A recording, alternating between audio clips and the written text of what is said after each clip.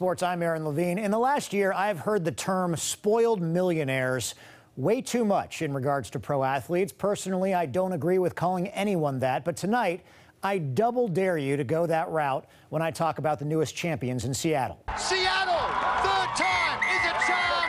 They are your 2018 MLR champions. The Pacific Northwest, you have another champion. You may have never heard of the Seattle Seawolves before. After all, this was their first official season, and rugby, while growing in popularity, isn't exactly considered a mainstream sport around these parts. But you don't have to love or even like rugby to relate to these athletes. If you've ever had a passion project, this is theirs. It's their labor of love. Now, to put things in perspective, the Seawolves are believed to have a salary cap around $350,000 for its entire team. To compare, that's much less than the minimum amount one rookie player will make this season in the NFL. The Seawolves also hold most of their practices at nights, so players can spend the rest of their days trying to earn a living wage.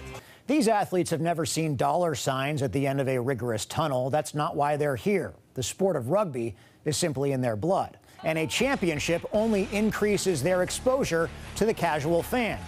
In turn, it hopefully allows the players to make an even greater impact on the community in which they live, like the Seawolves' Ali Khalifi, who grew up in a rough situation in White Center until a friend organized a youth rugby team when he was just 13. You know, it's sad to say, but majority of those kids that I grew up playing in that team, they're either incarcerated or they've already passed on. But I'm grateful for it because he introduced me to it, and from it I've learned things like community and giving back, and I learned that I was actually good at it, you know, which is something that changed my direction in my life. Khalifi went on to represent our country in the Rugby World Cup. Just like you or me, he also braved the freezing cold weather to cheer on the Seahawks in a championship parade.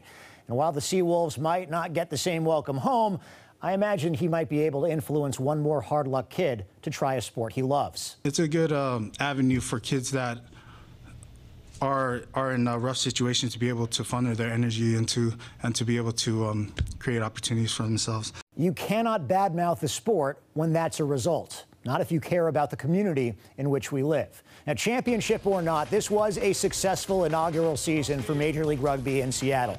They sold out all their home games in Tukwila, and whether or not you cared or even heard about them, there was enough buzz throughout rugby circles and beyond to warrant staying power and growth over the years to come. Again, rugby doesn't have to be your thing. It's certainly not mine. But the Seawolves championship is to be respected for both the accomplishment it represents on the field and for the future good it will bring. So what do you think?